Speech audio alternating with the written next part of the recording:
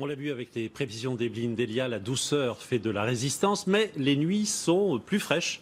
Il faut remettre les chaudières en marche et dans beaucoup de foyers, il est important de faire des économies d'énergie. Samira El-Gadir va nous donner quelques conseils dans un instant. Avant cela, voyons comment limiter le gaspillage en réalisant des travaux d'isolation.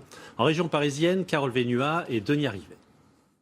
Vous allez mettre combien d'épaisseur là? 30 cm de laine de roche pour isoler la partie plate de la toiture.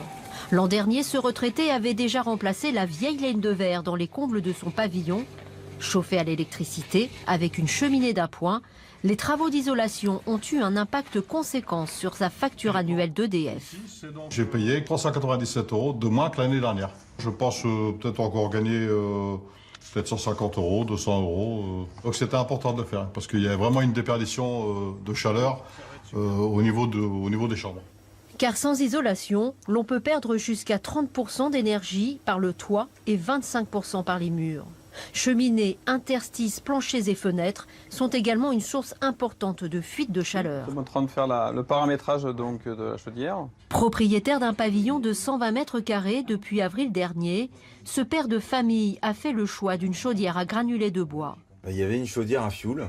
Et en fait, au bout d'un mois et demi, 2 mois, on s'est retrouvé avec 500 € de fioul à peu près. Donc on s'est dit, voilà, et on a des travaux à faire, c'est peut-être l'occasion. Oui. Avec 2 à 3 tonnes de granulés par an et une isolation correcte, sa facture annuelle de chauffage ne devrait pas dépasser 1 000 €. Mais le coût de la chaudière, lui, n'est pas négligeable. On est, oui, sur un bel investissement, parce qu'on est aux alentours de 21 000 €.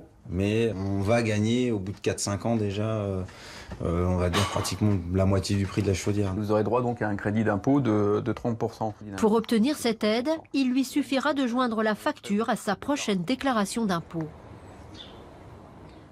Samira, à nous.